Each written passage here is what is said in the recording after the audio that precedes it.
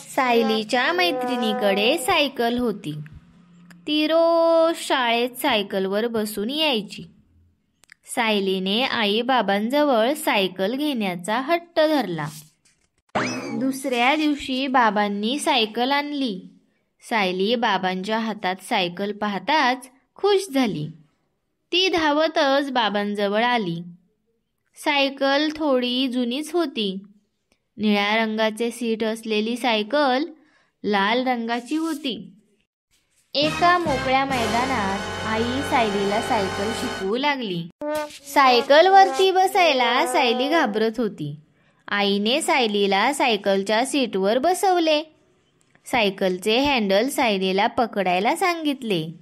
सायली हळूहळू पॅडल मारू लागली. सायकल थोडी पुढे गेल्यानंतर आईने हळूच सायकल सोडून दिली. सायली घाबरली. घाबरल्यामुळे ती सायकलवरून पडली. सायली उठली आणि सायकल चालवू लागली.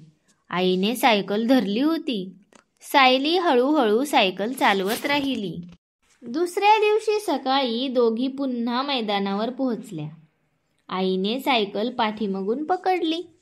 सायकलचा तोल सांभाळता येत नसल्याने सायकल डगमगायची. सायली हळूहळू सायकल चालवत होती. दुसऱ्या आठवड्यात सायली एकटीच सायकल घेऊन मैदानात आली. तिने सायकलवर चढण्याचा खूप प्रयत्न केला. तिला एकटीला सायकलवरती चढणे जमेना. तिने खूप प्रयत्न केला. शेवटी एकच पॅडल मारत मारत ती घरी गेली. दुसऱ्या दिवशी सकाळी आईच्या मदतीने ती सायकलवर चढली. आज सायलीची सायकल डगमगत नव्हती. आज आईने सायकल धरली सुद्धा नव्हती. तिची आई तिच्या पाठीमागे चालत होती. सायलीला मदतीशिवाय सायकल चालवता येत होती. सायलीला सायकलचा तोल सावरता येऊ लागला. ती सायकल वेगाने पळवू लागली. तिच्या पाठीमागे तिची आई धावू लागली. थोड्या वेळाने आईने सायकलचा हात सोडून दिला. सायलीला आता सायकल चालवायला येत होती, पण सायकलवर स्वतःहून चढता येत नव्हते. तिला सायकलवरून उतरताही येत नव्हते.